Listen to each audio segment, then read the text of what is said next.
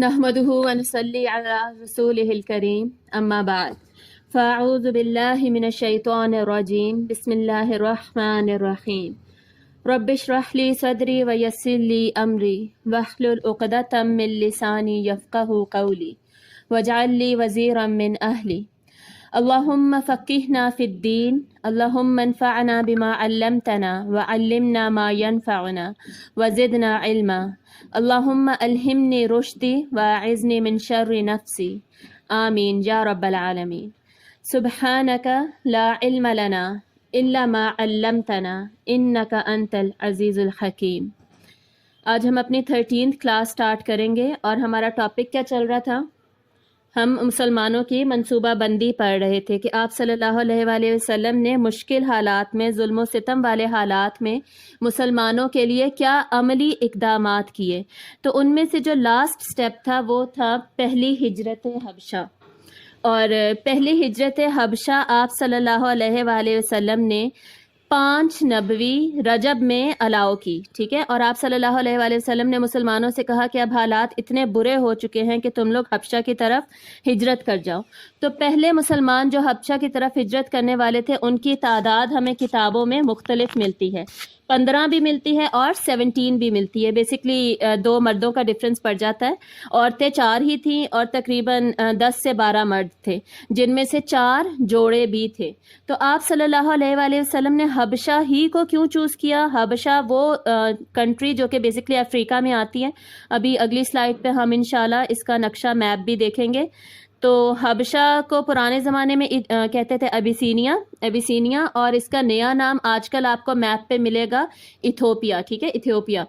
تو حبشہ ہی کیوں چوز کیا گیا؟ کیونکہ آلریڈی حبشہ کے ساتھ تجارتی مراسم تھے، قریش کے ٹریڈ ہوا کرتی تھی دونوں کے درمیان۔ اس کے علاوہ تعلقات تھے بھی اچھے، کوئی لڑائی جھگڑا وغیرہ قسم کی بھی کوئی بات نہیں تھی، دوستانہ تعلقات تھے۔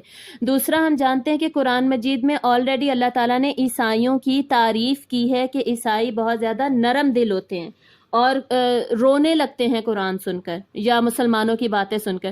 تو عیسائیوں کے نرم دل اور ان کے مزاج کی وجہ سے بھی آپ صلی اللہ علیہ وآلہ وسلم نے چوز کیا، کیونکہ وہاں پہ مین ریلیجن کیا تھا اس وقت؟ عیسائیت تھی۔ ایون آج کل کے زمانے میں بھی، ماڈرن ورلڈ میں بھی، وہاں پر مین ریلیجن عیسائیت ہی ہے، اینڈ آلموسٹ 37% وہاں پر اب مسلمز ہیں، یعنی مسلمز بھی وہاں پر اتنی کم تعداد میں نہیں ہیں، بہت زیادہ ہیں۔ اور مزید کس وجہ سے حبشہ کو چوز کیا گیا؟ کیونکہ وہاں کے حالات سے مسلمانوں کو واقفیت تھی، ایسے ہی جیسے کرنٹ افیئرز سے ہمیں واقفیت ہونی چاہیے دوسری ملکوں کے حالات سے، ملکوں کے سیاسی، اقتصادی، دفاعی حالات جو بھی ہوتے ہیں، معاشی حالات، ان سب سے ہمیں بھی واقفیت ہونی چاہیے۔ ہمیں ہمیشہ اپ ٹو ڈیٹ رہنا چاہیے کرنٹ افیئرز سے ریلیٹڈ، خصوصاً امت کے حالات سے ریلیٹڈ۔ اگر ہم اپ ٹو ڈیٹ نہیں ہوں گے تو پھر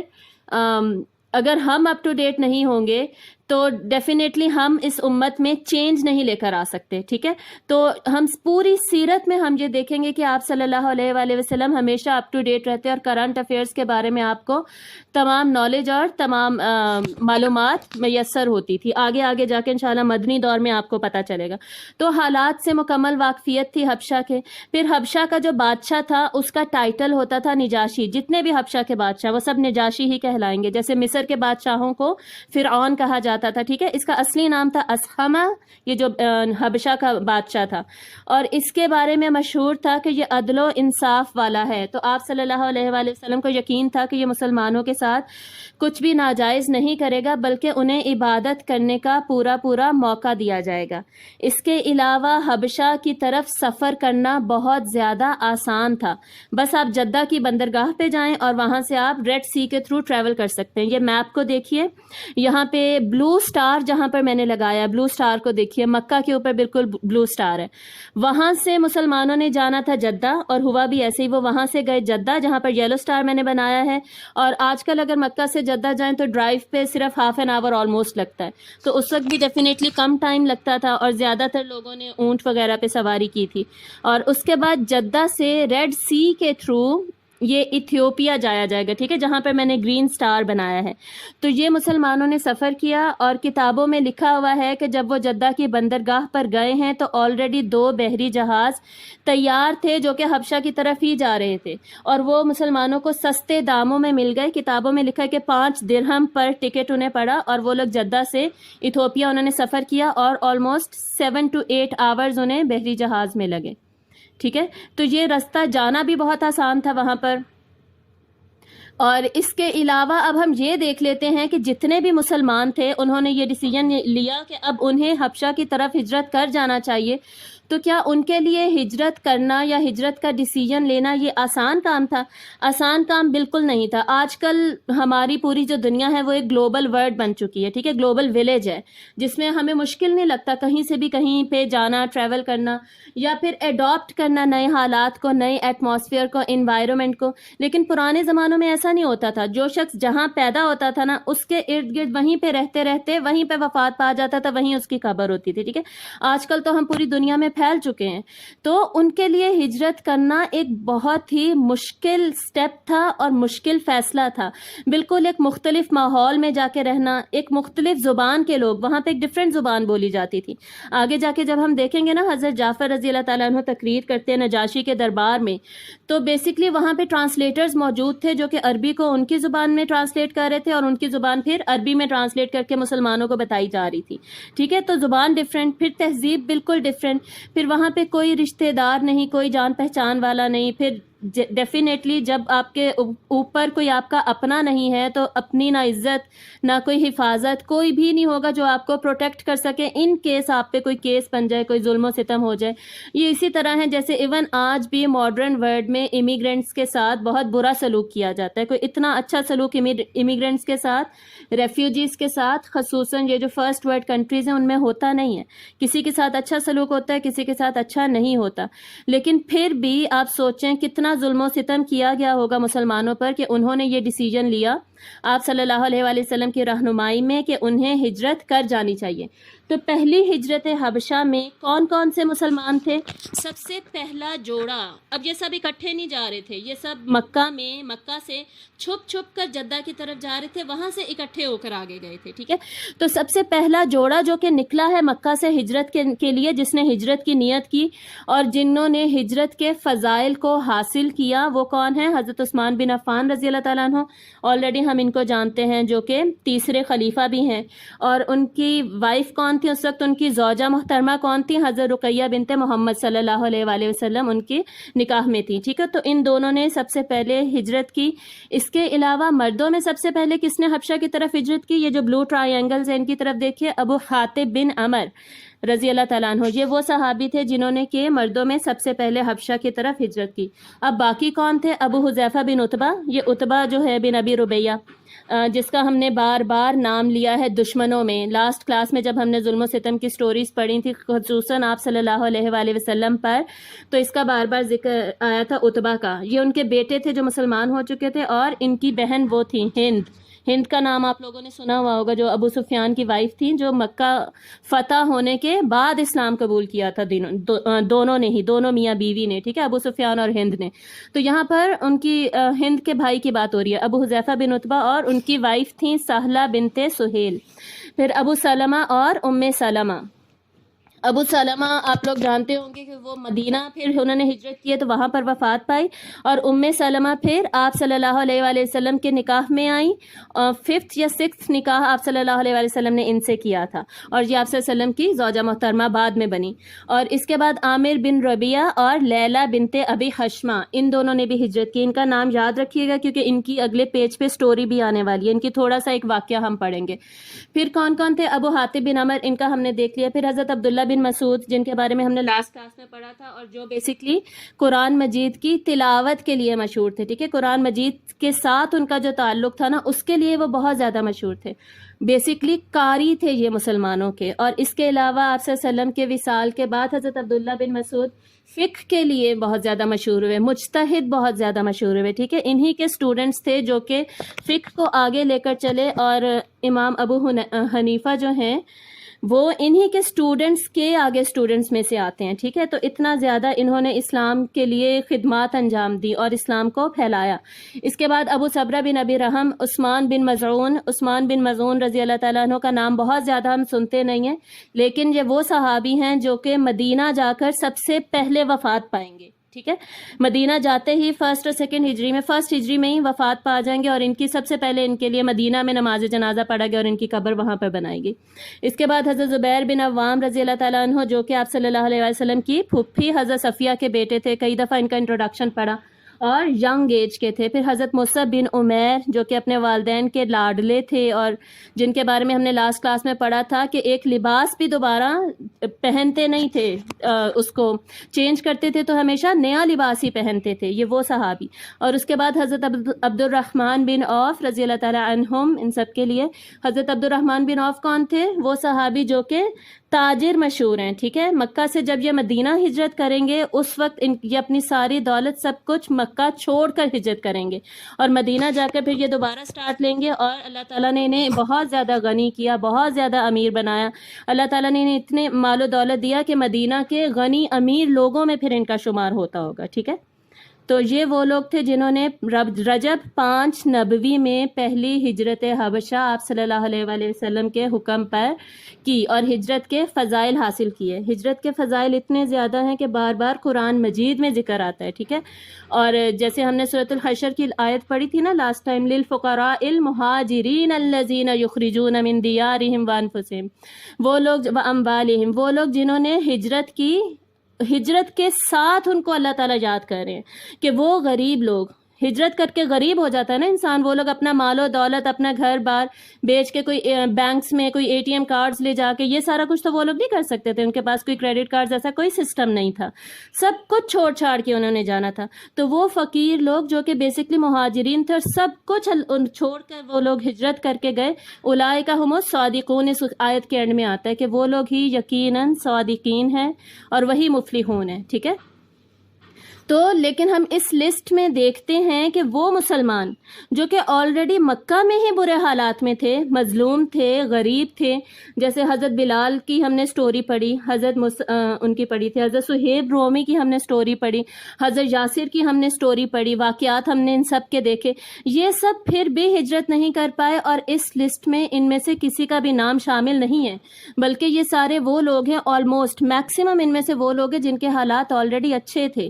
اب اس کی کیا وجہ تھی کہ وہ بیچارے جن کو سب سے پہلے ہجرت کرنی چاہیے تھی وہ پھر بھی ہجرت نہیں کر سکے؟ تو اس کے بارے میں علماء فرماتے ہیں کہ ان کی یا تو بے سر و سامانی کا یہ حال تھا، اتنی زیادہ غربت تھی کہ وہ کر ہی نہیں سکتے ہجرت کے جو ایکسپینسز تھے جتنے بھی اس وقت انہیں لگنے تھے وہ بھی وہ افورڈ نہیں کر سکتے تھے، یا پھر ان کے جو مالکان تھے ان پر اتنی کڑی نگاہ تھی کہ وہ ان کی پریزنس میں وہ ہجرت نہیں کر سکتے تھے. اب دیکھیں ان میں سے کچھ تو آزاد ہو چکے تھے. آزاد کیسے ہوئے تھے؟ ہم نے پڑھا تھا حضرت ابو بکر صدیق رضی اللہ تعالیٰ عنہ نے انہیں آزاد کروایا، یا اور بھی اگر کسی نے آزاد کروایا. کچھ آزاد ہو چکے تھے لیکن پھر بھی مولا ہی تھے، مولا تھے، یعنی ان کا وہ سٹیٹس نہیں تھا قریش والا، تو ان کے لیے اتنا آسان نہیں تھا ان لوگوں سے چھپ کر باہر نکل جانا، ٹھیک ہے. اور یا پھر کچھ تو ہوں گے ہی غلام، ابھی تک ہمیں نہیں پتا کہ کب کس زمانے میں یا کس نبوی میں کس ایئر میں کس کو آزاد کروایا گیا. اس کے بعد ہمیں واقعہ ملتا ہے صحیح بخاری میں حضرت ابو بکر صدیق رضی اللہ تعالیٰ عنہ کا کہ انہوں نے بھی یہ ڈیسیجن لیا کہ انہیں بھی ہجرت کر لینی چاہیے، ہجرت کا ارادہ کیا تھا انہوں نے. اب وہ جانے لگے تھے، ابھی جدہ پہنچے نہیں تھے، رستے میں ہی تھے کہ ایک قبیلے کے سردار تھے بہت مشہور، ابن الدغینہ، ٹھیک ہے. یہ بیسکلی ان کا حضرت ابو بکر صدیق رضی اللہ تعالیٰ عنہ کے ساتھ نا تجارتی مراسم تھے، دونوں کی دوستی شروع سے چلتی آ رہی تھی. تو جو ابن الدغینہ نے جب یہ دیکھا کہ حضرت ابو بکر تجارت کر رہے ہیں تو انہوں نے کہا کہ بھی تمہیں ہجرت کر رہے ہیں، تو انہوں نے کہا کہ تمہیں ہجرت کرنے کی کیا ضرورت ہے، میں تمہیں امان دیتا ہوں، تم واپس چلو. تو وہ حضرت ابو بکر کو واپس مکہ لے کر گئے اور وہاں جا کر سارے سرداروں میں، سن سے خود بھی سردار تھے، تو انہوں نے سارے سرداروں سے بات کی کہ بھئی حضرت یہ جو ہیں یہ تمہارے یہ معاشرے کے تمہارے اپنے قریش کے ایک عزت دار معزز شخص ہیں، ان کو تم کیوں جانے دے رہے ہو؟ ان کو میں خود امان دوں گا، یہ یہیں پہ رہیں گے۔ تو سارے سرداروں نے ایگری کیا، مان لیا، اور اس بات پر مانے کہ اب وہ ان کو کسی طریقے سے تنگ نہیں کریں گے، یہ اپنی عبادت بیسکلی کر سکیں گے۔ ہجرت کا مین مقصد تھا کیا؟ مین مقصد یہ تھا کہ مسلمان جو یہاں سے ہجرت کر کے جائیں گے وہ وہاں جا کر کسی بھی دوسرے ملک میں، شہر میں جا کر عبادت کو آرام سکون سے، بغیر کسی خوف پریشانی ظلم و ستم کے کر سکیں، اللہ کی بیسکلی ایک اللہ کی عبادت کر سکیں، یہ مقصد تھا۔ ٹھیک ہے، تو جب حضرت ابو بکر کو انہوں نے امان دے کر یہ کہا کہ ٹھیک ہے یہ کر لے جو اس نے کرنا ہے، جیسے عبادت کرنی ہے صحیح ہے، تو حضرت ابو بکر نے یہ فیصلہ کیا اور وہ وہیں پہ رک گئے۔ اس کے بعد حضرت ابو بکر صدیق رضی اللہ تعالیٰ عنہ جب رات کو نماز پڑھا کرتے، تلاوت کیا کرتے، پھر تلاوت کرتے کرتے وہ رقیق القلب تھے، رونے لگتے، اور جب وہ رونے لگتے تو باہر جو عورتیں، بچے، مرد گزر رہے ہوتے تھے ان پر اثر ہونے لگتا قرآن مجید کی تلاوت کا۔ تو یہ سلسلہ بیسکلی چلنے لگا۔ جب یہ سلسلہ کچھ دن چلا تو قریش کے سرداروں نے ابو دغنہ کو بولا کہ نہیں، ابن دغنہ کو بولا کہ نہیں بھائی، یا تو تم اس کو بولو کہ اپنے گھر میں بھی تلاوت کی اونچی آواز نہ رکھے، یا تو بالکل چپ کر کے آرام سے کرے، باہر آواز نہیں آنی چاہیے کہ ہمارے لوگوں پر اثر ہو، پھر ہم اس کو تمہاری امان میں رہنے دیں گے، نہیں تو وہی سلسلہ دوبارہ شروع ہو جائے گا۔ تو ابن دغنہ جو تھے انہوں نے حضرت ابو بکر سے بات کی، تو حضرت ابو بکر نے کہہ دیا کہ نہیں بھائی، تم اپنی امان واپس لے لو، مجھے تمہاری امان کی ضرورت نہیں ہے، میں یہی کروں گا جو کہ میں کر رہا ہوں۔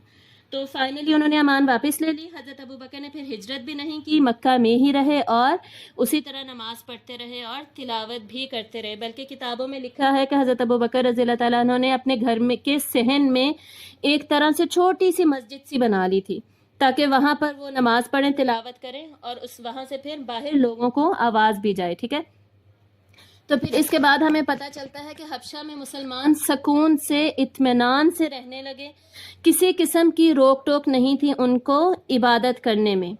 اس کے بعد جو حضرت عامر بن ربیعہ ہیں اور حضرت لیلہ ہیں، جن کا میں نے بتایا تھا کہ ان کے ساتھ کیا واقعہ ہوا جب یہ ہجرت کرنے لگے تھے، تو بیسکلی جب یہ اونٹ پر اپنا سامان رکھ رہے تھے نا، اور اس وقت صرف ان کی وائف موجود تھیں، زوجہ موجود تھیں حضرت لیلہ، یہ سامان رکھ رہی تھی، تو حضرت عمر کا وہاں سے گزر ہوا۔ یاد رکھیے گا کہ حضرت عمر ابھی تک اسلام انہوں نے قبول نہیں کیا، بلکہ یہ سارے واقعات کرنے کے بعد نا 690 میں انہوں نے اسلام قبول کیا تھا، تو وہ اگلی کلاس میں انشاءاللہ وہ ڈیٹیل میں ہم سٹڈی کریں گے، حضرت عمر اور حضرت حمزہ کا اسلام۔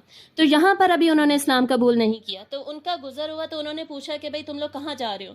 تو لیلہ کو تو جیسے انسان غصے میں بولنے نہیں لگتا کہ ہمیں ہمارا گھر بار تم لوگوں کی وجہ سے چھوڑ کے جانا پڑ رہا ہے، اور ان دنوں میں جیسے میں نے بتایا کہ ایک کنٹری سے دوسری کنٹری میں جانا کوئی آسان ڈیسیجن تھا بھی نہیں، تو وہ تو بولنے لگی کہ بھئی یہ سب تم لوگوں کی وجہ سے ہو رہا ہے، تم لوگوں کی ظلم و ستم کی وجہ سے ہو رہا ہے کہ ہمیں یہاں پر سے چھوڑ کر ایسی جگہ پہ جانا پڑ رہا ہے جہاں پر ہم صرف اللہ کی عبادت کر سکیں وغیرہ وغیرہ۔ تو حضرت عمر نا ایک دم سے حیران ہو گئے اور کہنے لگے کہ کیا اتنے برے حالات ہو چکے ہیں کہ تم لوگوں کو اپنا گھر، اپنی جگہ چھوڑ کے جانا پڑ رہا ہے؟ یعنی انہیں ایز سچ اتنا زیادہ آئیڈیا نہیں تھا کہ اتنا ظلم و ستم جو ہے وہ اتنا زیادہ بڑھ چکا ہے۔ خیر پھر انہوں نے یہ کہا کہ اللہ تمہاری مدد کرے۔ اب آپ کو یہ یاد ہوگا کہ یہ جو مشرکین ہیں یہ اللہ کو پھر بھی مانتے تھے، جو بھی اس وقت مشرکین تھے، تو اللہ تمہاری مدد کرے، اور یہ کہہ کے حضرت عمر چلے گئے۔ تو جو لیلہ تھی وہ بہت زیادہ حیران ہوئی کہ اتنی نرمی کا مظاہرہ کیا ہے اس شخص نے اور دعا دے کے چلا گیا۔ تو وہ اپنے شوہر کے پاس گئی اور اپنے شوہر کو سارا قصہ سنایا اور بتایا کہ عمر مجھے ملا تھا اور عمر نے یہ ساری باتیں کی، اور اینڈ میں اس طرح کہا۔ تو ان کے جو شوہر تھے نا وہ ہنسنے لگے اور وہ کہنے لگے کہ یہ نہ سمجھنا کہ عمر اسلام لے آئے گا، عمر کبھی نہیں مانے گا، عمر سے پہلے اس کے ابا کے گھر کے جو گدھے ہیں نا وہ کنونس ہو جائیں گے، وہ مان جائیں گے، لیکن عمر کبھی نہیں مانے گا۔ ٹھیک ہے، تو یہ روایت ہمیں الطبرانی میں ملتی ہے، اور ہمیں پتہ چل رہا ہے کہ اللہ تعالیٰ جس کو چاہیں جب چاہیں ہدایت دیں، اس میں انسان کا تو نہ کوئی ہاتھ ہے اور نہ ہی کوئی کمال ہے۔ ٹھیک ہے، اور یہ جو مسلمان جو اچھی حالت میں تھے انہوں نے ہجرت کی، اور جو مظلوم مسلمان تھے وہ ہجرت نہیں کر سکے۔ اس واقعے سے بھی ہمیں یہ پتہ چلتا ہے کہ جب ہمیں ایک ڈیسیجن لینا ہوتا ہے تو ہم یہ نہیں دیکھیں گے کہ جی باقی سارے جو ہیں وہ نہیں کر پا رہے یا ان کے اوپر ظلم و ستم ہو رہا ہے تو ہم بھی ڈیسیجن نہ لیں، ہم بھی اپنے حالات کو چینج نہ کریں اور ہم بھی اچھی کنڈیشنز کی طرف موو نہ کریں۔ بلکہ we will always choose from lesser of the two evils. ٹھیک ہے, جو دو برے چیزوں میں سے جو کم ایول ہے اس کو ہم چوز کریں گے. دوسروں کو چھوڑ کر آگے چلے جانا کچھ مسلمانوں کے لیے بہتر تھا, تو وہ لوگ فائنلی موو کر گئے. ٹھیک ہے, تو ہمیں بھی اپنی لائف پہ جب بھی ڈیسیجن لینا ہے تو ایسے ہی کنڈیشنز کو ہم بھی انشاءاللہ نظر میں رکھیں گے. آگے, اب پہلی ہجرت کر گئے مسلمان, اس کے بعد 3 ہی مہینے صرف گزرے تھے. رمضان گزر گیا, رجب گزر گیا, شعبان گزر گیا, رمضان گزر گیا. شوال کا مہینہ جب آیا تو ایک افواہ پھیل گئی. ٹھیک ہے, جس کا ذکر ہمیں صحیح البخاری کی کتاب و تفسیر میں ملتا ہے, سورۃ النجم کی تفسیر میں ہمیں ملتا ہے. افواہ کیا پھیلی کہ جی مکے کے جتنے بھی لوگ تھے نا وہ سارے کے سارے مسلمان ہو گئے. تو یہ افواہ سن کر مسلمانوں نے حبشہ کو چھوڑا اور واپس آ گئے. سارے کے سارے مسلمان واپس آ ہی رہے تھے کہ رستے میں انہیں پتہ چلا کہ نہیں, یہ خبر سچی نہیں ہے. انہیں اتنی زیادہ خوشی ہوئی, ڈیفینیٹلی ہوم سکنس انہیں ہو رہی ہوگی. ٹھیک ہے, اور انہوں نے یہ نہیں سوچا کہ اس کی کوئی تحقیق کرنے کی ضرورت ہے. ایکسائٹمنٹ اتنی زیادہ ہوگی کہ وہ لوگ وہاں سے نکل آئے اور رستے میں پتہ چلا جب مکہ کے قریب تھے کہ یہ خبر تو سچی نہیں ہے, ایسا کچھ نہیں ہوا. تو لیکن پھر بھی وہ لوگ واپس آ گئے. ٹھیک ہے, گئے نہیں تھے ابھی. کچھ لوگ 1-2 لوگ واپس بھی گئے, لیکن زیادہ تر لوگ واپس مکہ آ گئے. اس کے بعد دوسری ہجرت حبشہ ہوگی. لیکن بیسکلی ہوا کیا تھا, ایسا کیا ہوا کہ سب کو مسلمانوں تک یہ خبر پہنچی کہ جی سارے اسلام قبول کر لیا سب نے. تو ہوا یہ تھا کہ سورۃ النجم کا نزول ہوا. سورۃ النجم کی آپ صلی اللہ علیہ وآلہ وسلم نے تلاوت کی کعبہ میں نماز کے اندر. تو جب سورۃ النجم کی تلاوت کی, جو اس کی جو آخری آیات ہیں, آخری آیت آتی ہے سورۃ النجم کی, فَاسْجُدُوا لِلَّهِ, ایک سیکنڈ میں کھول لوں, فَاسْجُدُوا لِلَّهِ وَاعْبُدُوا, کہ سجدہ کرو اللہ کے لیے اور اس کی عبادت کرو. تو سوچیں کہ آپ صلی اللہ علیہ وآلہ وسلم کی کتنی خوبصورت اور میسمرائزنگ تلاوت ہوگی کہ وہاں پر موجود ہر شخص نے سجدہ کیا. ایون جو مشرکین مکہ تھے انہوں نے سجدہ کیا. جتنے وہاں پر سردار موجود تھے ان سب نے سجدہ کیا, سوائے ایک سردار کے, اس کا نام میں اختلاف آتا ہے. موسٹلی لوگ کہتے ہیں کہ وہ ولید بن مغیرہ تھا, اور وہ اتنا بوڑھا ہو چکا تھا کہ وہ جھک کے نیچے سجدہ نہیں کر سکتا تھا. تو اس نے کیا کیا, نیچے سے مٹی اٹھائی اور مٹی اٹھا کر اپنے ماتھے پہ لگا لی. ٹھیک ہے, اور اس نے کہا کہ جی میرے لیے یہی کافی ہے. اور مسلمان کہتے ہیں کہ ایون جنوں انس, ہر جنوں انس نے اس وقت سجدہ کیا یہ تلاوت سن کر. تو جب یہ سارا سجدہ کیا تو مسلمانوں تک یہ خبر پہنچی اور وہ سمجھے کہ سب کے سب اسلام قبول کر چکے ہیں. اب یہ سجدہ کیوں کیا گیا, اصل میں ہوا کیا, اس ساری کی ڈیٹیل میں ہم آگے جائیں گے. اس سے پہلے ہم دیکھتے ہیں کہ سورۃ النجم میں ہے کیا. آیت نمبر 33 سے 62 تک, اینڈ تک, 33 سے اینڈ تک اس کی میں تلاوت ابھی پلے کروں گی, اس کو آپ سنیے گا. اس کے بعد انشاءاللہ اس کی ہم تفہیم تھوڑی سٹڈی کریں گے. ویٹ کیجئے گا, میں پلے کرتی ہوں.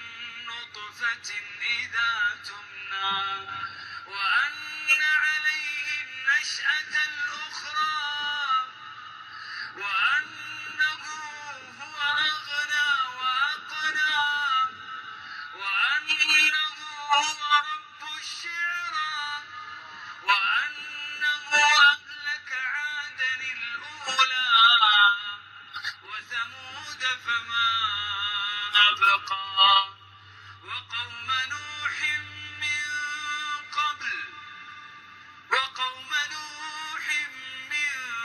قبل إنهم كانوا هم أظلم وأطغى والمؤتفكة أهوى فغشاها ما غشا فبأي آلاء ربك تتمارى هذا نذير من النذر الأولى أزفت الآزفة ليس لها من دون الله كاشفة أفمن هذا الحديث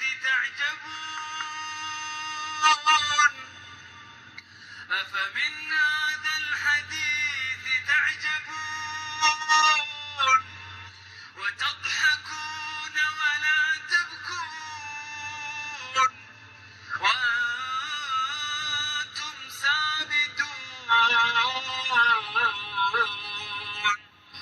فاسجدوا لله واعبدوا.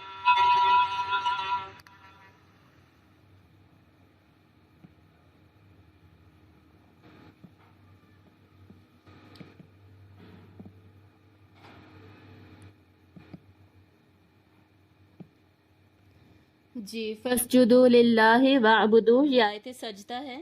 آپ لوگ سجدہ کر لیجئے، جہاں پر آپ بیٹھے ہیں کعبہ کی طرف منہ کر کے ہی سجدہ کیجئے بیٹھے بیٹھے.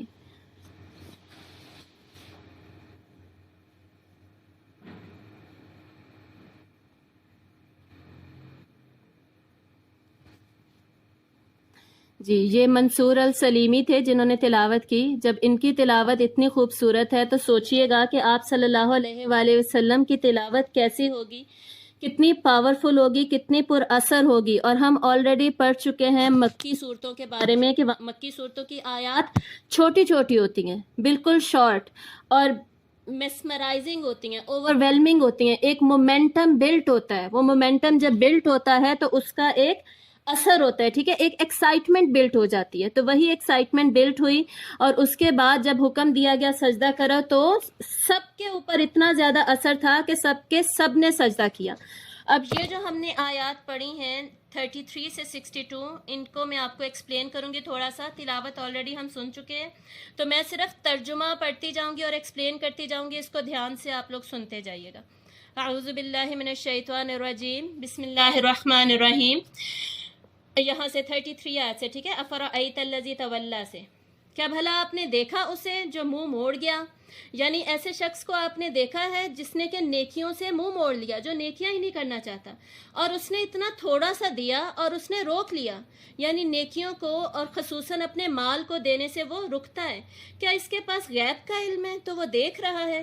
مطلب کہ غیب کا علم کس چیز کا؟ مرنے کا. کیا اس کو پتا ہے کہ اس نے مرنا نہیں ہے، قیامت نہیں آنی، اس نے دوبارہ نہیں اٹھایا جانا، اس کا حساب نہیں ہونا؟ اس کو کیسے پتا؟ کیا یہ دیکھ رہا ہے یا نہیں؟ وہ خبر دیا گیا اس کی جو موسیٰ کے صحیفوں میں ہے. یعنی موسیٰ علیہ السلام کو جو کتاب دی گئی تھی تورات، اس میں کچھ ایسا ہے اس کو خبر نہیں ہے. اب وہ خبر کیا ہے وہ آگے آئے گی، ٹھیک ہے. اور ابراہیم کے صحیفوں میں بھی، جس نے کہ وفا کی. یہاں پہ حضرت ابراہیم کی تعریف کی جا رہی ہے کہ انہوں نے ہر اللہ کے حکم کو مانا، وفا کی. اور ان کے صحیفوں میں بھی یہ لکھا تھا. کیا لکھا تھا دونوں کے صحیفوں میں؟ کہ نہیں بوجھ اٹھائے گی کوئی بھی بوجھ اٹھانے والی کسی دوسرے کا بوجھ. مطلب کہ جو انسان جو گناہ خود کرے گا اس کا بوجھ وہ خود اٹھائے گا، کوئی بھی اس کے ساتھ شیئرنگ نہیں کر سکے گا، اور الٹیمیٹلی اس کو اس کے بوجھ کے مطابق اپنا انجام دیکھنا ہی ہوگا. یہ ایک رولنگ ہے جو کہ ہمیں قرآن میں دی گئی ہے، ٹھیک ہے. اور یہ کہ نہیں ہے انسان کے لیے کچھ بھی سوائے اس کے کہ جو اس نے کوشش کی، یعنی جو انسان نیکیاں دنیا میں کرے گا اسی کا اس کو بدلہ ملے گا، اس کے علاوہ اور کچھ بھی اوپر نیچے نہیں ملے گا۔ یہ کیوں کہا جا رہا ہے؟ کیونکہ قریش جو تھے مکہ میں سٹیٹس والے تھے، وہ سمجھتے تھے کہ جی ہم اتنے سٹیٹس والے ہیں تو مرنے کے بعد بھی ہمارا یہ سٹیٹس مینٹین رہے گا، کچھ بھی ہمارے ساتھ برا ہونے والا نہیں ہے۔ تو اللہ تعالیٰ کہنے کہ جتنی اچھی کوشش کرو گے نا نیکیوں کا بدلہ ملے گا، اور جو بوجھ ہے، جو برائیاں ہیں، گناہ ہیں، ان کا بھی بدلہ مل کے رہے گا۔ اور یہ کہ کوشش اس کی عنقریب وہ دیکھی جائے گی، یعنی ہر طرح کی کوششیں وہ دیکھی جائیں گی، بدلہ مل کے رہے گا، پھر بدلہ دیا جائے گا اسے، بدلہ پورا پورا۔ یہ قیامت پر دلالت کر رہی ہیں آیات۔ اس کے بعد اگلی آیات جو ہیں 42 آنورڈ 62، یہاں میں ہم دیکھیں گے اللہ تعالیٰ اپنی پہچان کرا رہے ہیں کہ اللہ کون ہے، رب کون ہے۔ مکی صورتوں میں یہی ٹاپک ہونا چاہیے تھا نا، شریعت جو دی گئی وہ تو مدینہ میں دی گئی، ٹھیک ہے۔ تو آگے دیکھیے آگے کیا ہے، اور بے شک آپ کے رب کی طرف ہی انتہا ہے۔ انتہا کا مطلب ہر چیز رب کی طرف جا کے ختم ہو جائے گی، ہر طرح کا علم، ہر طرح کا عمل اللہ تک پہنچ کے رہے گا۔ اور بے شک وہی تو ہے جس نے کہ ہنسایا اور اسی نے رلایا۔ یہاں سے ہمیں کیا پتہ چل رہا ہے کہ ہم اپنے اوپر ایک چھوٹے سے چھوٹا ایکٹ کرنے پہ بھی قادر نہیں ہیں۔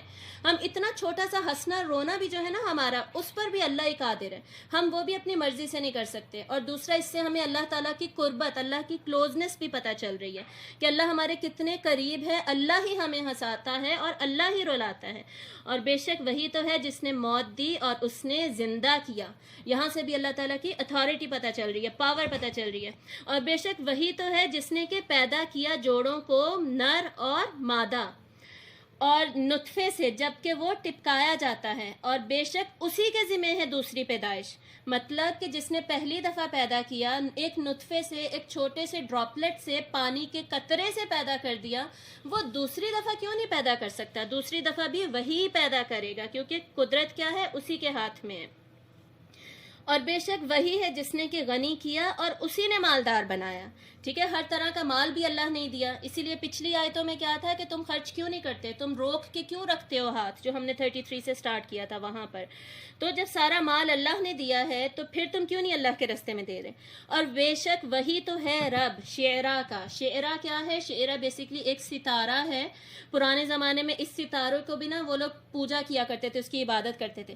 تو اللہ تعالیٰ کیا کہہ رہے ہیں کہ شعرا کی عبادت نہیں کرنی، اس کا جو رب ہے اس کی عبادت کرنی ہے۔ بے شک وہی تو ہے رب شعرا کا۔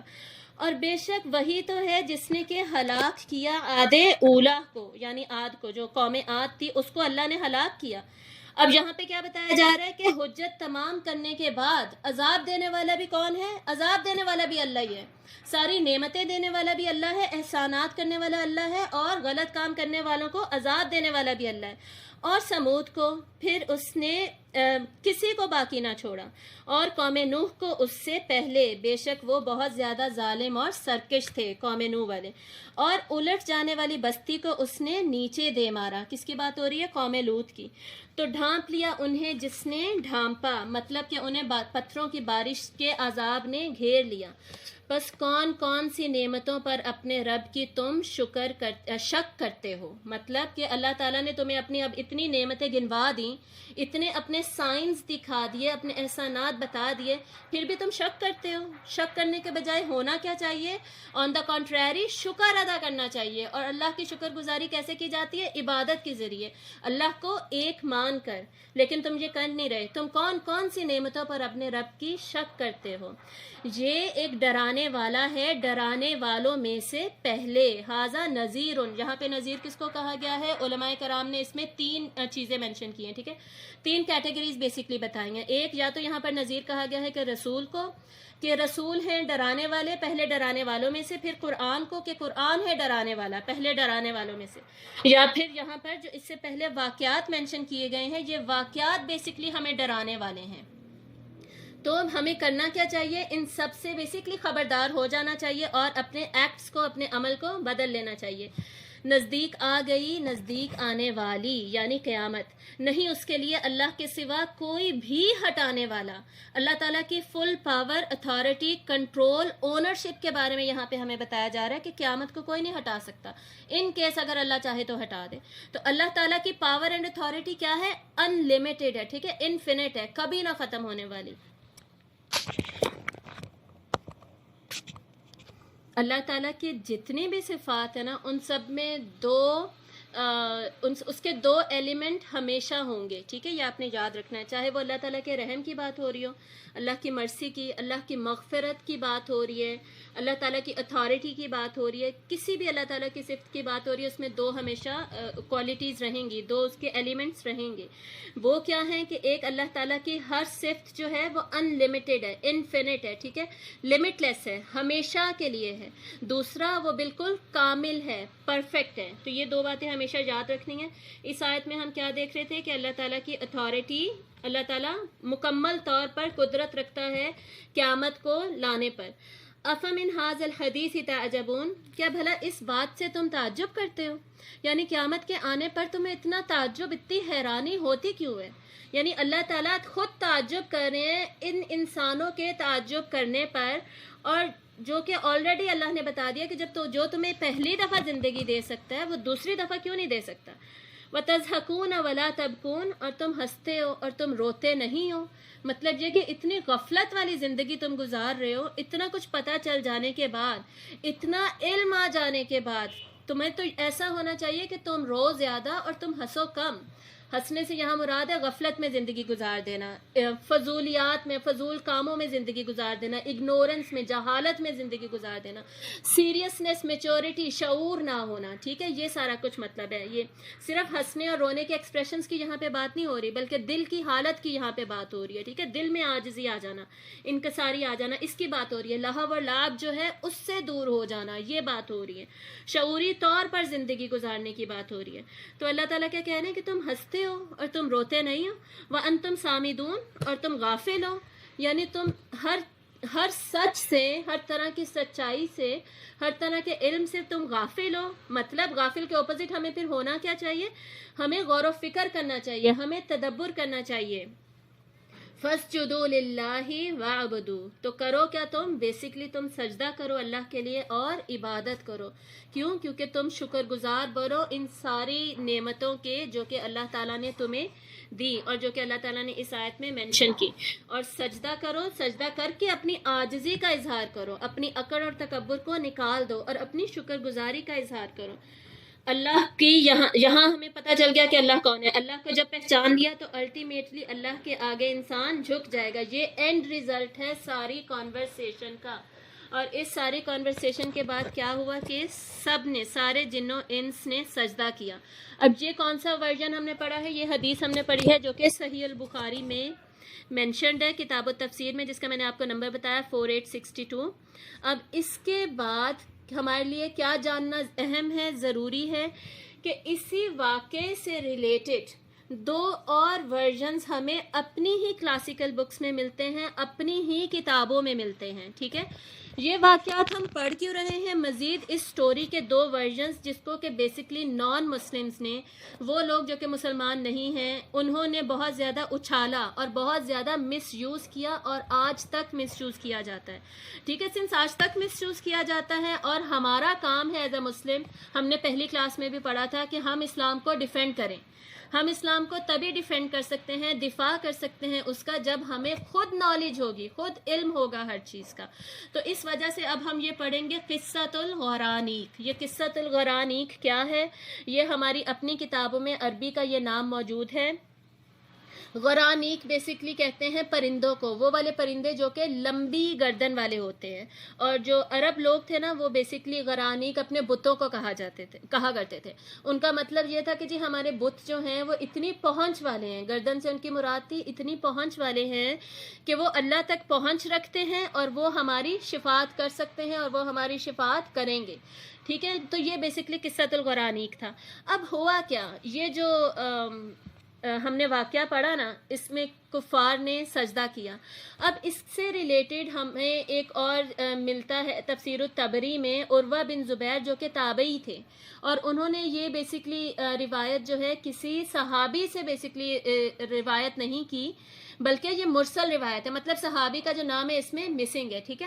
تو وہ اس میں یہ کہتے ہیں کہ جی یہ آخر سجدہ کفار نے کیا کیوں؟ کیونکہ جو شیطان تھا نا، ابلیس، اس نے بیچ میں یہ الفاظ بول دیے، ٹھیک ہے، کچھ دو الفاظ، اس نے الفاظ نہیں، دو بیسکلی سمجھے ورسز، کچھ الفاظ کے کلمات ہمیں کہنا چاہیے، جملے اس نے ایڈ کر دیے بیچ میں، شیطان نے خود اپنی آواز میں بول کر ایڈ کر دیے۔ دوسرا ورژن میں پہلے ہی بتا دیتی ہوں، پھر میں بتاتی ہوں کہ وہ الفاظ کیا تھے، کہ کفار نے سجدہ کیوں کیا؟ کیونکہ کسی انسان نے، یا نعوذ باللہ کتابوں میں یہ بھی لکھا کہ آپ صلی اللہ علیہ وسلم نے خود ہی یہ الفاظ بول دیے۔ ٹھیک ہے، آپ نے کیسے الفاظ بول دیے؟ کیونکہ شیطان نے آپ کو بول دیا، شیطان نے آپ کے دل میں ڈال دیا اور آپ نے معاذ اللہ یہ الفاظ بول دیے۔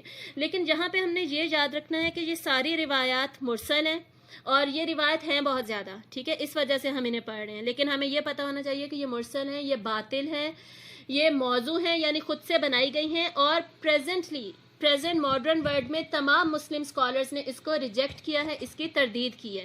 کس نے تردید کی ہے یہ اگلی سلائیڈ پہ ہم پڑھیں گے، اور یہ بھی کہ اس کی فیور میں کون بولا یہ بھی ہم اگلی سلائیڈ پہ دیکھیں گے۔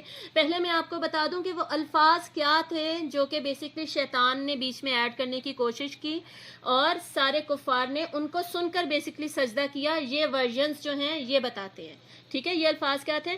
تلک الغرانیق الاولا، کہ یہ جو غرانیق ہیں، یہ جو ہمارے بت ہیں، یہ بہت اونچے ہیں، اولا ہیں، بہت زیادہ عظمت والے ہیں۔ وَإِنَّ شَفَاعَتُهُنَّ لَتَرْتُجَى، اور ان کی جو شفاعت ہے یقیناً مانی جانے والی ہے۔ اب ان کا یہ کہنا ہے اس ورژن والوں کا کہ انہوں نے جب یہ سنا، کفار نے جب یہ سنا کہ اچھا ہمارے بتوں کو بھی انہوں نے مان لیا، ہمارے بت بھی ایکسیپٹیڈ ہے، ان کی بھی اب عبادت کی جائے گی، تو چلو ہم سجدہ کر لیتے ہیں، ٹھیک ہے، تو اس وجہ سے سجدہ کیا۔ یہ اس سٹوری کے ورژنز ہمیں ملتے ہیں جن کا بخاری میں بالکل بھی ذکر نہیں ہے۔ صحیح البخاری کا جو ورژن ہے وہ آلریڈی ہم ڈیٹیل میں پڑھ چکے، اور تمام علماء کرام اس کو ہی مانتے ہیں۔ تو اب ہمیں اس کا پھر ذکر کرنے کی ضرورت کیا تھی؟ ذکر کرنے کی ضرورت یہ تھی کہ یہ جو، اب اس سلائیڈ کو دھیان سے دیکھیے گا، جو ولیم موئر ہے نا، جو بیسکلی فیمس اورینٹلسٹ ہیں اور رائٹر ہیں سیرہ کے، ویسٹ میں انگلینڈ میں یہ ہوتے تھے، اسکاٹ لینڈ میں، اور وہاں پہ یہ سیرہ پڑھاتے بھی تھے۔ انہوں نے بیسکلی اس انسیڈنٹ کو نام دیا the incident of satanic verses, ٹھیک ہے، شیطانی آیات والا واقعہ۔ سیٹینک ورسز کون سی ہیں؟ وہ جو دو میں نے آپ کو پیچھے دکھائی تھی، جو بالکل نیچے لکھی ہوئی تھی، ٹھیک ہے۔ تو اس نے اس بات کو جب مشہور کیا، اور یہ آلریڈی واقعہ تو ہماری ہی کتابوں میں ملتا تھا، ایسا نہیں ہے کہ اس نے یہ واقعہ بنایا تھا، آلریڈی پاسٹ میں موجود تھا، بلکہ امام ابن حجر کا نام بہت ساروں نے سنا ہوگا، جو کہ بہت بڑے محدث ہیں۔ وہ بھی کہتے ہیں کہ یہ جو شیطان ابلیس والا واقعہ ہے نا، کہ ابلیس بیچ میں بول پڑا اور کفار نے سجدہ کیا، جو فرسٹ ورژن ہے، ان کے مطابق یہ بالکل ٹھیک ہے۔ ایون اور بھی بہت بڑے بڑے اسکالرز ہیں جن کا میں نام نہیں لینا چاہتی، انہوں نے بھی پاسٹ میں ان واقعات کو کے بارے میں یہ بولا کہ جی یہ واقعات کسی نہ کسی لیول پر ہو سکتا ہے کہ ٹھیک ہوں، اور ان کو ایکسیپٹ کرنے میں کوئی حرج نہیں ہے۔ لیکن 1966 میں ورلڈ وائڈ کانفرنس ہوئی تمام علماء کرام کی، جنہوں نے اس انسیڈنٹس کو ڈیٹیل میں ڈسکس کیا۔ یہ پچھلی سینچری کی بات ہو رہی ہے، یہ اتنی زیادہ پرانی بات ہے نہیں۔ اس کی اوتھینٹسٹی کو، اس کے مستند ہونے کو ڈسکس کیا گیا، اور الٹیمیٹلی انہوں نے کنکلوڈ کیا کہ نہیں، یہ واقعہ فیبریکیٹڈ ہے، موضوع ہے، اور اس کی تردید ہی کی جائے گی۔ ان واقعات کو جو کہ صحیح البخاری کے علاوہ مینشنڈ ہیں ہماری ہی سورسز میں، ان کو ریجیکٹ کیا جائے گا، ٹھیک ہے۔ شیخ ناصر البانی کو ہم سب جانتے ہیں، وہ بھی پچھلی ہی سینچری میں تھے، تو انہوں نے بھی اس واقعے کے اوپر پوری کتاب لکھی اس کی ریجیکشن کے لیے۔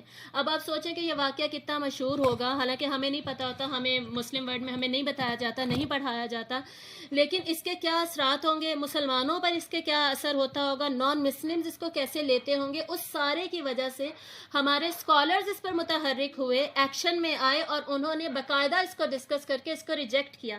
ایون 1988 میں یہ جو سلمان رشدی ہے ملعون، اللہ تعالیٰ کی لعنت ہو اس پر، اس نے جو بک لکھی دا سیٹینک ورسز، وہ بھی اس نے اسی واقعے کو لے کر لکھی، ٹھیک ہے۔ اس واقعے کو اس نے بیچ میں مینشن بھی کیا، اور بھی، حالانکہ یہ خود کائنڈ آف مسلم ہی تھا، پتہ نہیں مرتد ہے کہ کیا ہے مجھے نہیں پتا، اور یہ زندہ ہے یہ شخص ابھی بھی۔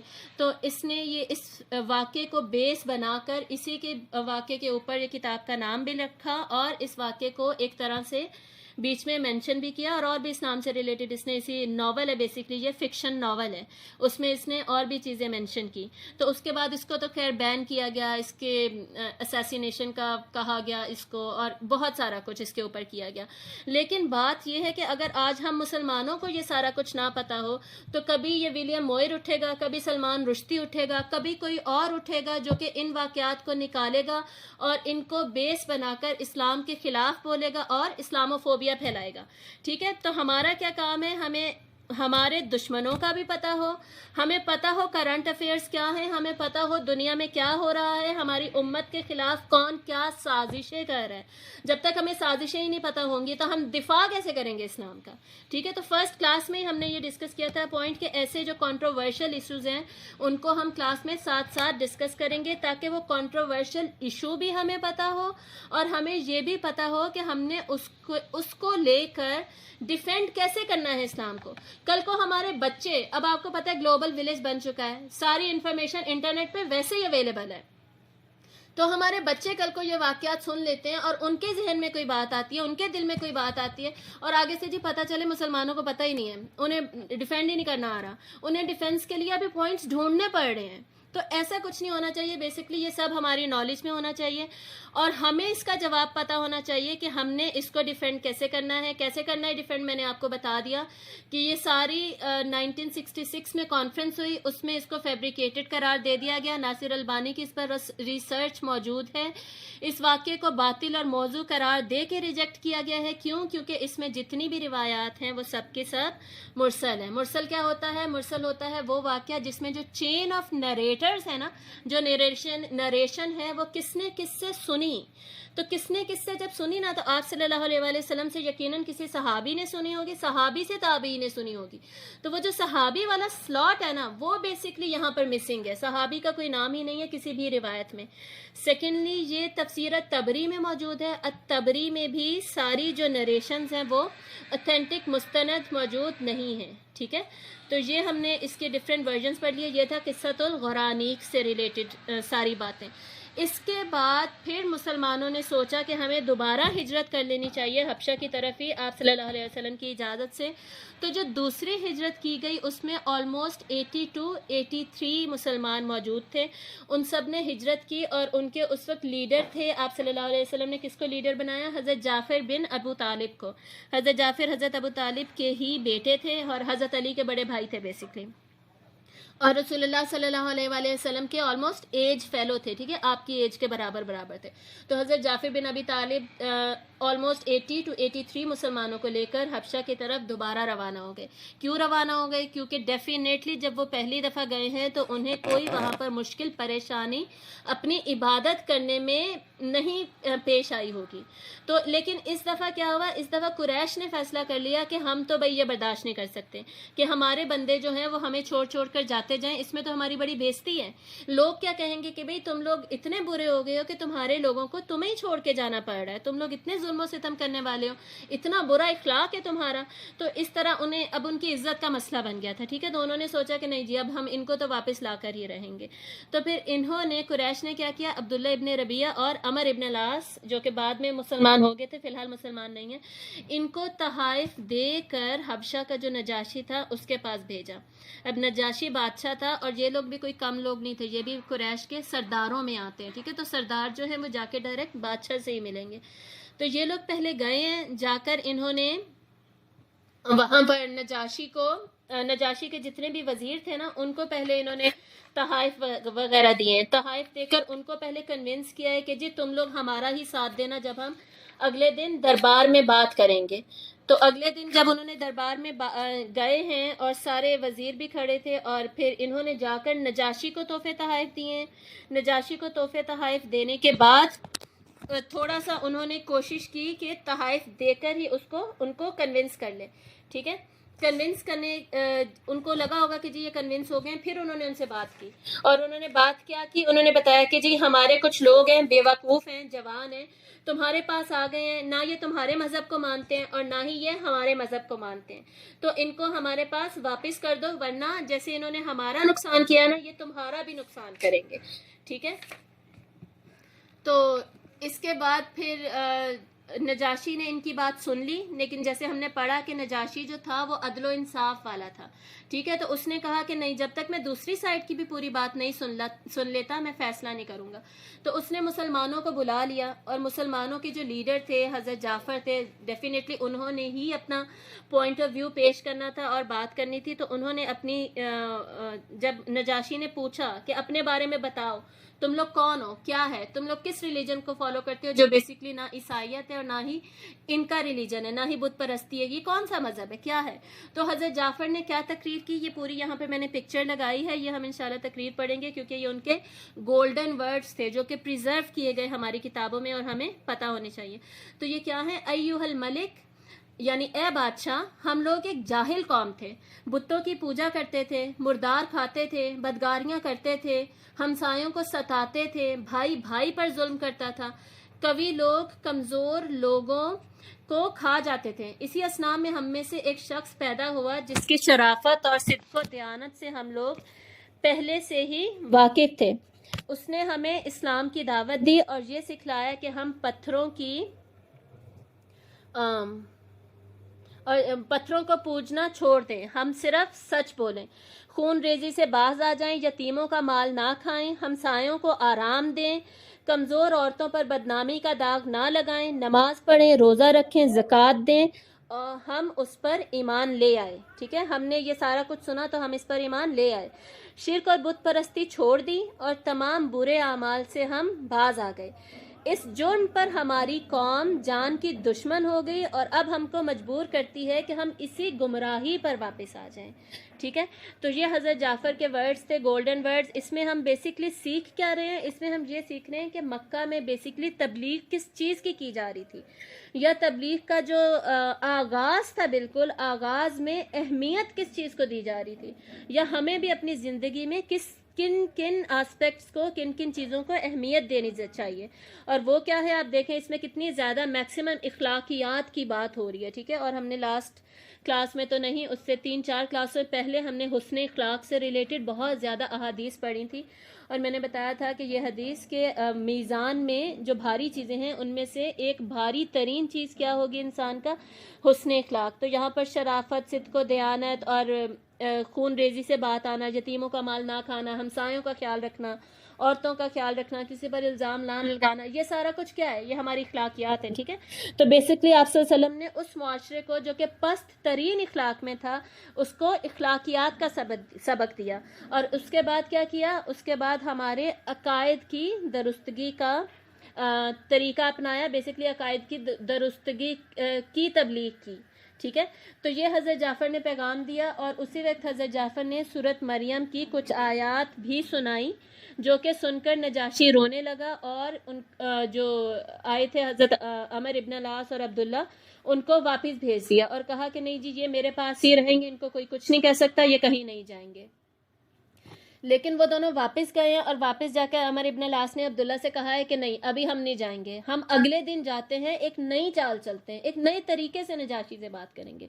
تو وہ دوبارہ گئے، اگلے دن دربار میں آنے کی اجازت مانگی، دوبارہ گئے اور جا کر انہوں نے بات کی کہ آپ کو پتہ ہے کہ یہ جو مسلمان ہیں یہ حضرت عیسیٰ کے بارے میں کیا کہتے ہیں، یہ حضرت عیسیٰ کے بارے میں کوئی غلط باتیں کہتے ہیں، کچھ صحیح نہیں کہتے، ان کا عقیدہ ٹھیک نہیں ہے۔ تو نجاشی نے کیا کیا، فوراً مسلمانوں کو بلا لیا اور ان سے ان کے عقیدے کے بارے میں سوال کیا کہ بھئی تم لوگ حضرت عیسیٰ کے بارے میں کیا پوچھتے ہو، کیا سوچتے ہو، بتاؤ مجھے۔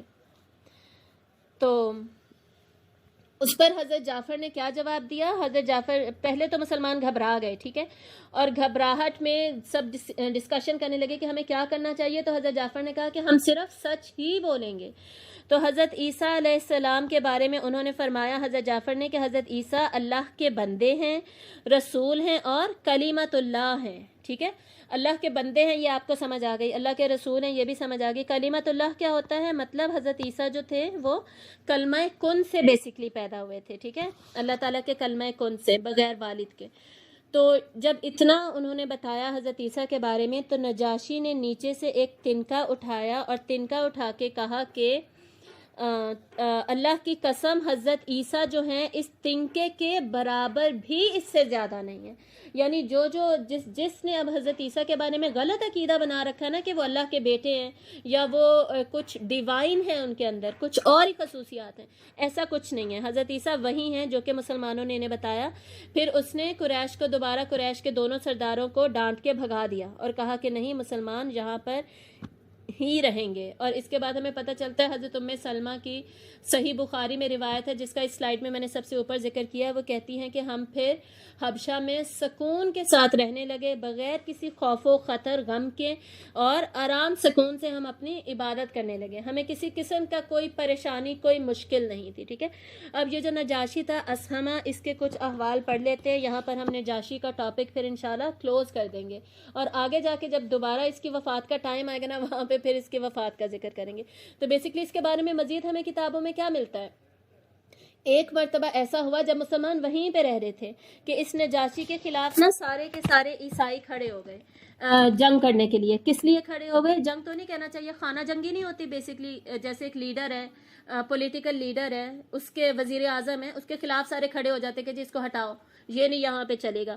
ایگزیکٹلی یہ چیز ہوئی نجاشی کے ساتھ. کیوں ہوئی؟ کیونکہ جی انہوں نے مشہور کر دیا عیسائیوں نے کہ اس نے عیسائیت چھوڑ دی ہے. ٹھیک ہے، اس نے عیسائیت ہی چھوڑ دی ہے تو یہ ہمارا سردار نہیں رہ سکتا، اس کو ہٹا دو یہاں سے، سیٹ سے اس کو ہٹا دو.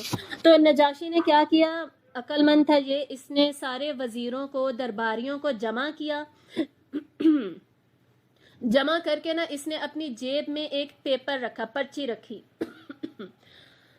ایک سیکنڈ رکیے گا.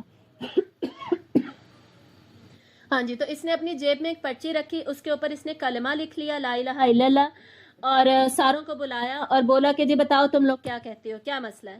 تو سب نے کہا کہ جی ہمیں پتہ چلا ہے تم نے عیسائیت چھوڑ دی ہے، تمہارا عقیدہ بدل گیا ہے، تم اب اس عقیدے پہ ہو نہیں. افواہ ایک طریقے سے پھیل گئی تھی نا، تو یہ اور وہ اس طرح باتیں کی. تو نجاشی نے کہا اپنی انگلی کو نا اپنی جیب کی طرف اشارہ کرتے ہوئے، جیسے انسان دل کی طرف اشارہ کرتا ہے، اور اس نے کہا کہ خدا کی قسم میں بھی اسی کو سچ مانتا ہوں جو کہ یہ ہے. ٹھیک ہے، بس اتنا اس نے کہا اور اس نے کچھ بھی نہیں کہا. تو بیسکلی ڈبل میننگ بات ہو گئی. اس کو ہماری عربک میں نا توریہ کہتے ہیں. توریہ کیا ہوتا ہے؟ جو کہ جھوٹ نہیں ہوتا لیکن ڈبل میننگ بات ہوتی ہے کہ سامنے والے کو کچھ اور سمجھ آ رہا ہے لیکن انسان خود سے کچھ اور کہہ رہا ہے. تو اس نے کیا کہا اپنی جیب کی طرف اشارہ کر کے کہ اللہ کی قسم جو وہی ہے میرے دل میں اسی کو سچ مانتا ہوں جو کہ ہے اور جو کہ میرے دل میں ہے. اس طرح اس نے اپنی جیب کی طرف اشارہ کر کے کہا اسی کو میں سچ مانتا ہوں. تو پھر اس کے خلاف سازشیں ختم ہو گئیں. ٹھیک ہے، اس کے علاوہ دوبارہ سازشیں شروع ہوئیں کسی اور پارٹی کی طرف سے. تو نجاشی نے کیا کیا؟ مسلمانوں کو پیغام بھیجا. ہاں جی، کیا ریپیٹ کرنا ہے؟ یہی والا واقعہ اوپر والا؟ چلیں ٹھیک ہے، میں ریپیٹ کر دیتی ہوں. صحیح ہے. ہاں جی، پہلا واقعہ کیا تھا کہ نجاشی کے خلاف سارے کے سارے عیسائی کھڑے ہو گئے تھے، اور جو عیسائی درباری تھے، وزیر، انہوں نے کہا کہ جی اس نے عیسائیت چھوڑ دی ہے. تو اس نے سنس عیسائیت چھوڑ دی ہے تو اب ہم اس کو بادشاہ نہیں رہنے دیں گے، اس کو ہٹا دیں گے سیٹ سے. تو نجاشی نے کیا کیا؟ اس نے ساروں کو بلایا، سارے درباریوں کو، وزیروں کو اپنے پاس بلایا، اور اپنی جیب میں نا پہلے سے ہی ایک پرچی رکھ لی. پرچی پہ اس نے لا الہ الا اللہ لکھ لیا، کلمہ لکھ لیا کہ میں ایک ہی اللہ کو مانتا ہوں، اور اس کو اپنی جیب میں رکھ لیا. ٹھیک ہے، اور جب انہوں نے پوچھا، اس نے نجاشی نے عیسائیوں سے، سارے درباریوں سے کہ بھئی تم لوگوں کو کیا مسئلہ ہے، کیوں میرے اگینسٹ کھڑے ہو رہے ہو؟ تو انہوں نے بتایا کہ جی تم نے اپنا عقیدہ بدل لیا، تم اب عیسائی نہیں رہے، تم حضرت عیسیٰ کے بارے میں کچھ اور مانتے ہو، اس طرح کی باتیں. تو نجاشی نے کہا کہ خدا کی قسم میں بھی اسی کو ہی مانتا ہوں اور کسی چیز کو نہیں مانتا. بس یہ کہا اس نے، اور اس نے اشارہ کس کی طرف کیا؟ اپنی جیب کی طرف. ٹھیک ہے، میں اسی کو ہی مانتا ہوں اور کسی چیز کو نہیں مانتا. تو وہاں بیٹھے لوگ کیا سمجھے ہوں گے کہ جیسے انہوں نے جو کہا ہے اس کی وہ بات ہو رہی ہے، لیکن وہ اس کی بات نہیں ہو رہی تھی، وہ اپنی جیب کی طرف اشارہ کر رہے تھے. یہ جو کانسیپٹ ہے، اس کانسیپٹ کو بیسکلی توریہ کہا جاتا ہے، جس کا مطلب ہے ڈبل میننگ بات کرنا. ٹھیک ہے، تو ہمارے مذہب میں، ہمارے دین میں جھوٹ بولنا بالکل بھی الاؤڈ نہیں ہے، بلکہ اللہ تعالیٰ کیا کہتے ہیں؟ لعنت اللہ علی الکاذبین. کاذبین پر تو، جھوٹ بولنے والوں پر تو اللہ کی لعنت ہے. ٹھیک ہے، آپ صلی اللہ علیہ وسلم نے فرمایا کہ مسلمان کچھ بھی ہو سکتا ہے، بزدل ہو سکتا ہے، کوئی اس میں برائی ہو سکتی ہے، لیکن مسلمان جھوٹا نہیں ہو سکتا. ٹھیک ہے، تو یہ کیا ہے؟ یہ ڈبل میننگ ٹاک ہوتی ہے، جو کہ ضرورت کے تحت جب ضرورت ہو تو اس طرح کیا جا سکتا ہے. دوسرا واقعہ ہمیں نجاشی کے دور کا کیا ملتا ہے کہ اس کے خلاف پھر سے سازشیں شروع ہو گئیں. کوئی اور پارٹی تھی جو کہ بیسکلی بادشاہ بننا چاہتے تھے. یہ سیاسی سازشیں تھیں. تو نجاشی کو مسلمانوں کا اتنا زیادہ خیال تھا کہ اس نے مسلمانوں کا پیغام بھیجا کہ اگر ان ساری سازشوں میں، خانہ جنگی میں اگر میں مر جاؤں تو فلاں جگہ پر تم لوگوں کے لیے کشتی تیار ہے، تم لوگ وہاں چلے جانا اور یہاں سے پھر نکل جانا، چھوڑ جانا اس جگہ کو، کیونکہ میرے بعد پھر تمہیں دیکھنے والا کوئی بھی نہیں ہوگا. ٹھیک ہے، یعنی اس واقعے سے ہمیں کیا پتہ چلتا ہے کتنا زیادہ اس کو خیال تھا مسلمانوں کا.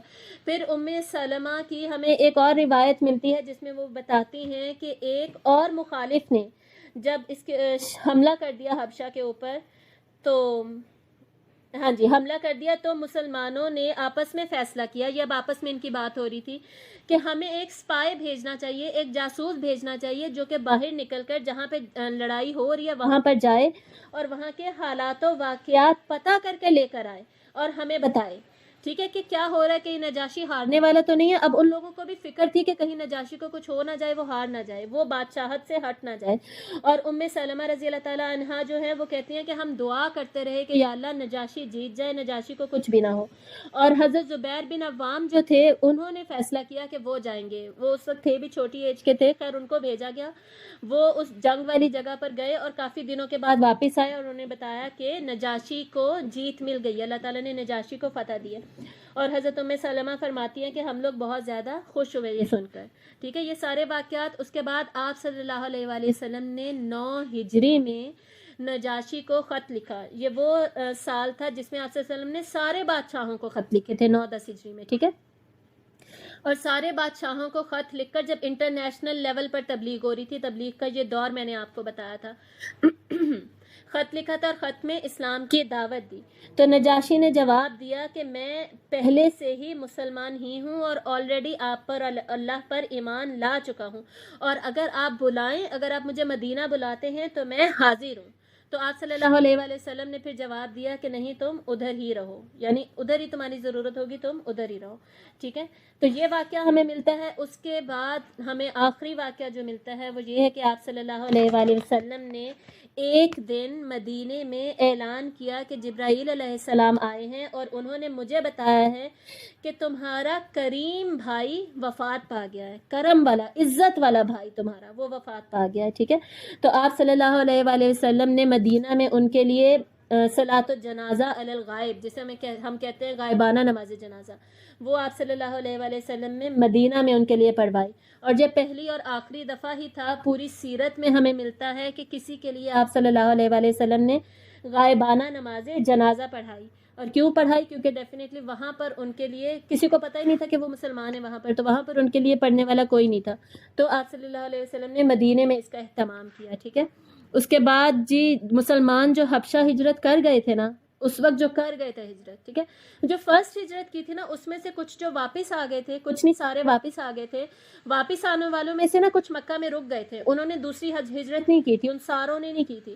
فار ایگزامپل حضرت عثمان بن عفان، حضرت عثمان نے پھر مدینہ ہجرت کی تھی نا، وہ دوسری ہجرت پہ نہیں گئے.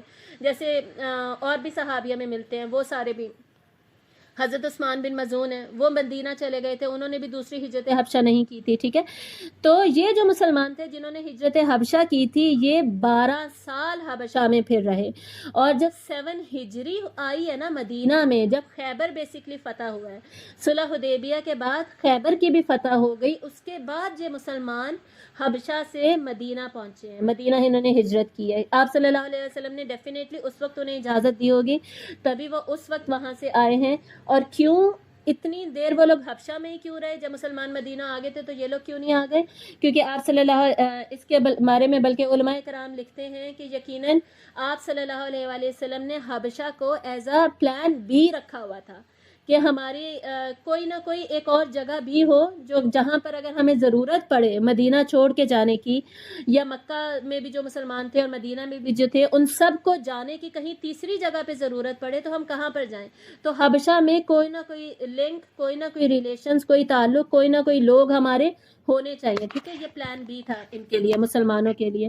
تو یہاں سے بھی ہم بہت بڑا لیسن سیکھ رہے ہیں کہ ہم نے بھی اپنے لیے plan a, plan be, proper planning کرنی ہوتی ہے. پوری سیرت سیرت میں ہم یہ دیکھیں گے کہ آپ صلی اللہ علیہ وآلہ وسلم نے کیسے پلاننگ کر کے ہر فیصلہ لیا، کیسے حکمت عملی اختیار کی، کس طریقے سے اقدامات کیے۔ بلکہ توکل کی ڈیفینیشن میں ہم ہمیشہ پڑھتے ہیں کہ کیا آتا ہے، صرف دعا کرنا نہیں، اللہ سے دعا کریں گے۔ اگر صرف دعا کرنا کافی ہوتا نا تو آپ صلی اللہ علیہ وسلم تو صرف دعا کرتے اور اس میں سے کچھ بھی اقدامات نہ کرتے، نہ غزوہ بدر ہوتی، نہ غزوہ احد ہوتی، کچھ بھی نہ ہوتی، ٹھیک ہے۔ تو توکل میں کیا آتا ہے؟ دعا کرنا پلس دنیاوی اسباب اختیار کرنا، ٹھیک ہے۔ کیوں دنیاوی اسباب ہم نے کیوں اختیار کرنے ہیں؟ کیونکہ ہم جو دنیا ہے نا، دنیا یہ اسباب کی مکلف ہے۔ مطلب یہ کہ دنیا میں سسٹم ہی یہ چلتا ہے، دنیا میں اللہ نے سسٹم ہی یہ رکھا ہے کہ ہم یہاں پہ جو کریں گے وہی ہم پائیں گے، جیسا ہم کریں گے ویسا ہم پائیں گے۔ تو توکل کیا ہے؟ توکل ہے بیسکلی اپنی طرف سے پوری کوشش کرنا، پاسٹ کو جانتے ہوئے، اپنے حالات و واقعات، کرنٹ افیئرس کو جانتے ہوئے، فیوچر کو دیکھتے ہوئے کہ میرے فیوچر کے لیے کیا بہتر ہے، کیا نہیں بہتر ہے، اس کے حساب سے پلاننگ کرنا۔ مسلمان یہ حدیث ہے نا، آپ لوگوں کو پتا ہو گیا، آپ صلی اللہ علیہ وسلم نے فرمایا کہ جو دانائی ہے، حکمت ہے، حکمت مسلمان کی کھوئی ہوئی میراث ہے۔ تو یہ حکمت یہی ہوتی ہے نا، یہ سارے ڈیسیجنز لینا، اچھے طریقے سے پلاننگ کر کے ڈیسیجن لینا حکمت ہے۔ تو ہر مومن کو حکیم تو ہونا ہی چاہیے، حکمت مومن کی ہی کھوئی ہوئی میراث ہے، اس کو جہاں پر ملے اسے لے لینی چاہیے۔ حدیث کے یہ ٹوٹل ورڈز ہیں، ٹھیک ہے۔ تو ہم نے حکمت سے کام لینا ہے، ہمیشہ ہم نے پراپر منصوبہ بندی کرنی ہے، ہمیشہ چاہے ہماری زندگی میں ہم جس سٹیپ پر بھی ہیں، ہم نے پلاننگ کر کے پاسٹ پریزنٹ فیوچر کو دیکھتے ہوئے اپنے ڈیسیجنز لینے ہیں۔ اور توکل کے مطلب کو صحیح سے سمجھنا ہے۔ توکل کا کیا مطلب ہے؟ 100% کوشش کرنی ہے، 100%۔ کسی کے ایگزامز ہے وہ 100% پریپریشن کرے گا اور دعا بھی کرے گا ساتھ، ٹھیک ہے۔ دعا بھی اس نے کر لی، پریپریشن تیاری بھی اس کی ہو گئی، لیکن اس پورے فینومینا میں یاد رکھنے کی کیا چیز ہے؟ یاد رکھنے کی یہ چیز ہے کہ ہم نے انحصار کس چیز پہ کرنا ہے، ہماری ڈیپینڈنسی، ہم نے ریلائے کس چیز پہ کرنا ہے، وہ ہے دعا، ٹھیک ہے۔ ہم محنت پوری کریں گے لیکن ہم اپنی محنت پہ ریلائے نہیں کریں گے، ہم انحصار کریں گے اپنی دعا کے اوپر، ٹھیک ہے۔ مطلب یہ کیا ہے؟ مطلب یہ کہ دعا مومن کا ہتھیار ہے، مومن کا ہتھیار اس کی تیاری نہیں ہے۔ لیکن سنس دنیا جو ہے وہ اسباب کی مکلف ہے تو ہم اسباب اختیار کریں گے، 100% انحصار کریں گے ہم دعا کے اوپر، تب ہوگا کمپلیٹ ہمارا توکل، اور پھر انشاءاللہ اللہ تعالیٰ دیں گے ہمیں مسلمانوں کو کامیابی، ٹھیک ہے۔ تو یہ ہم نے دوسری ہجرت حبشہ اور اس میں سے جتنے لیسنز تھے وہ سارے ہم نے پڑھ لیے۔ اس کے بعد نیکسٹ کلاس میں انشاءاللہ ہم کیا اسٹڈی کریں گے؟ حضرت عمر اور حضرت حمزہ رضی اللہ تعالیٰ عنہم کا اسلام لانا۔ اس میں حضرت عمر کا جب ہم پڑھیں گے تو اس میں انشاءاللہ ہم 2 واقعات پڑھیں گے، اور اسی میں ہم سورۃ الحاقہ کی جو لاسٹ آیات ہیں جن کو کہ بیسکلی انہوں نے سنا تھا اس کی تفسیر ہم پڑھیں گے۔ اس کے بعد مسلمانوں پر جو ظلم و ستم چل رہا تھا اس میں آیا پھر ٹائم مسلمانوں کے معاشی اور اقتصادی بائیکاٹ کا۔ سارے مسلمانوں کو، بیسکلی مسلمانوں کو نہیں، پورے بنو ہاشم کو، جو بھی بنو ہاشم میں آتا تھا، چاہے وہ مسلمان تھا یا مسلمان نہیں تھا، جیسے ابو طالب بھی، ٹھیک ہے۔ تو سارے بنو ہاشم کو یہ شیب ابی طالب میں، شیب ابی طالب کیا تھا؟ ابو طالب کی ایک وادی تھی، ٹھیک ہے، اس کی اونرشپ میں تھی بیسکلی ایک وادی، وہاں پہ محصور کر دیا گیا جو کہ مکہ سے باہر تھی، کہ بس یہاں سے اب ان کو ساتھ کوئی کانٹیکٹ نہیں رہے گا، ہر طرح کا بائیک آؤٹ کر دیا گیا۔ اس کی ڈیٹیلز پڑھیں گے۔ اس کے بعد حضرت خدیجہ رضی اللہ تعالیٰ عنہ کی وفات اور ان سے ریلیٹڈ کچھ احادیث ہم پڑھیں گے، اور ان کو جو جنت کی خوشخبری سنائی گئی وہ ہم پڑھیں گے۔ پھر ابو طالب کی وفات کے بارے میں پڑھیں گے، اور ان سے ریلیٹڈ جو آیات قرآن میں نازل ہوئیں، اور ان سے ریلیٹڈ کہ آخر ان کو اللہ نے کیوں چوز کیا آپ صلی اللہ علیہ وسلم کو امان دینے کے لیے، یہ سارا ہم پڑھیں گے۔ پھر شق قمر کا واقعہ، ٹھیک ہے، چاند کے 2 ٹکڑے ہونے کا معجزہ جو تھا وہ پڑھیں گے۔ اس کے بعد ہوا حضرت سودا سے نکاح، آپ صلی اللہ علیہ وآلہ وسلم کی دوسری زوجہ محترمہ، ٹھیک ہے، یہ ہم نے سیکوینس بھی یاد رکھنا ہے ساتھ ساتھ۔ اور تیسری زوجہ محترمہ کون ہے؟ تیسرا نکاح ہوا حضرت عائشہ کے ساتھ، یہ انشاءاللہ سارا ہم کور کر لیں گے۔ اس کے بعد مین چیزیں کیا رہ جائیں گی آپ کو پتہ ہے، سفر طائف رہ جائے گا، طائف کا سفر اس کے بعد آئے گا۔ اس کے بعد اسراء والمعراج کا واقعہ آئے گا، اور اس کے بعد مدینہ ہجرت ہو جائے گی۔ تو بیسکلی ہماری اب مکی دور کی نا تھوڑی ہی کلاسز رہ گئی ہیں، میرا خیال ہے کہ انشاءاللہ مکی دور جو ہے نا وہ ہم 4 کلاسز میں کور کر لیں گے۔